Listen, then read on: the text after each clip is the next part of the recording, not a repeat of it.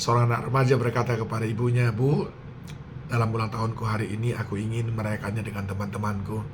Perkenankah ibu mengundang mereka semuanya?"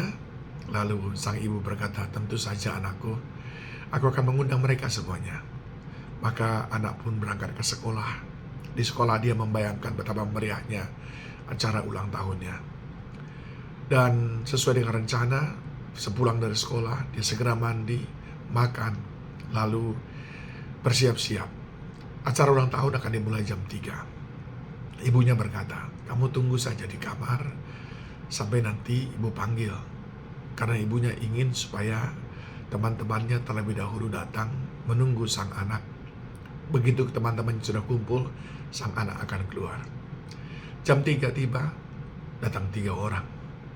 Si ibu masih menunggu. Lalu jam 3:15, tetap 3 orang. Dan ibu berkata, "Ini waktunya." Lalu sang anak dipanggil. Dan anak pun keluar dari kamarnya. Dan dia kaget. Dan dia bertanya, "Ibu, bukankah aku sudah bilang undang semua temanku? Kenapa hanya 3 orang yang ibu undang?" Sang ibu berkata, "Oh iya, ibu sudah mengundang mereka semuanya.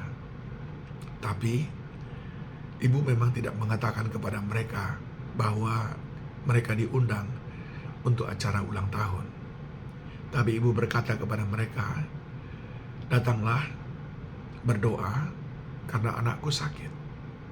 Jadi ibu berkata kamu sakit, bukan kamu berulang tahun. Dan hanya 3 orang ini yang datang," kata ibunya.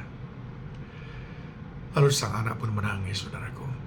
Tetapi ayah pulang dari kantor dan menjelaskan, "Anakku, engkau harus mengerti realita kehidupan. Kalau teman untuk berpesta itu banyak. Tapi kalau teman untuk berduka, teman dalam kesusahan, itu susah dicari. Tapi engkau bersyukur, engkau masih punya 3 orang, ditambah ayah dan ibu 2 orang, dan ditambah Tuhan Yesus 1 orang. Jadi engkau sudah punya banyak, walaupun tidak seperti yang kau inginkan."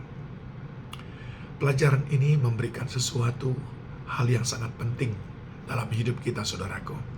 Supaya kita tidak menjadi orang yang naif, kita tidak menjadi orang yang hidup dalam mimpi-mimpi. Sebab di dalam Alkitab dikatakan dalam Lukas, "Engkau akan aku utus seperti domba ke tengah-tengah serigala." Dikatakan demikian, "Engkau akan kuutus seperti domba ke tengah-tengah serigala." Ini berbicara tentang apa? Bahwa lingkungan kita itu memang lingkungan yang bukan semuanya seperti yang kita inginkan. Ada serigala di mana-mana, saudaraku. Ada serigala di mana-mana. Ini yang dikatakan dalam Lukas 10 ayat 3 itu. Jadi jangan berharap bahwa semua orang akan baik-baik saja. Di lingkungan kita banyak sekali serigala. Serigala itu nyata. Tetapi kita adalah domba. Serigala itu gambaran apa? Saudara pernah juga melihat kan? Dikatakan apa? Domba berbulu serigala. Atau serigala berbulu domba. Ini berbicara tentang serigala yang mudah sekali untuk bertopeng. Ya, di sekeliling kita banyak orang yang bertopeng. Seperti serigala berbulu domba. Kadang-kadang kita berpikir sahabat. Kadang-kadang kita berpikir dia peduli.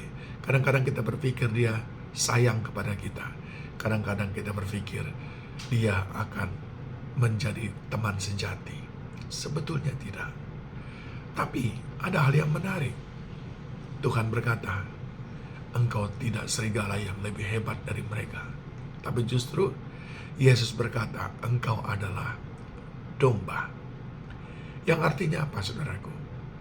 Allah memberikan jaminan kepada saudara.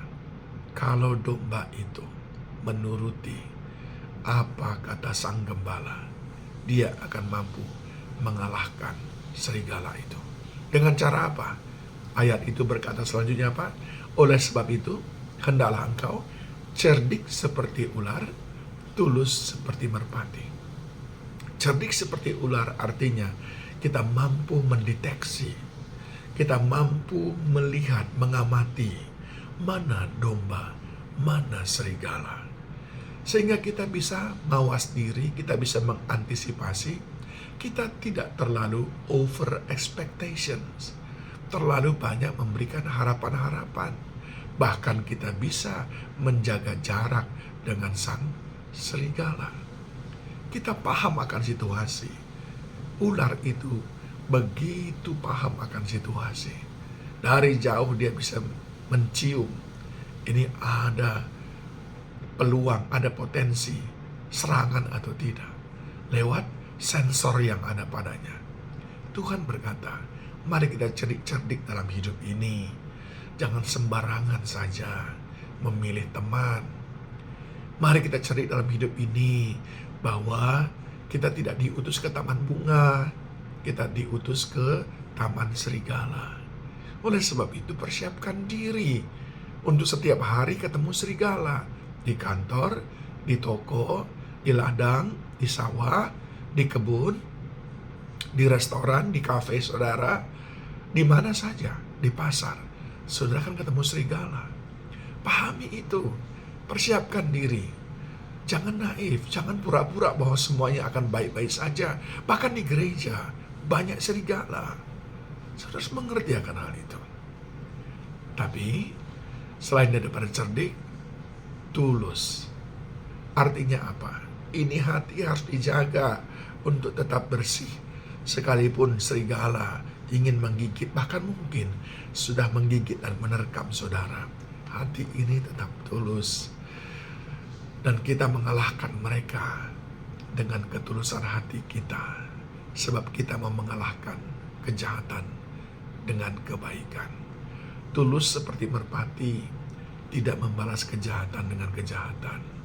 Roma 12 ayat 21. Saudaraku yang dikasihi Tuhan, marilah, lihatlah sekelilingmu. Ada banyak serigala, tetapi cerdiklah. Lihat sekelilingmu.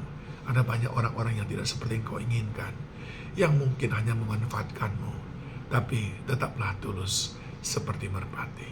Maka kita adalah pemenangnya. Tuhan memberkati saudara semuanya. Shalom.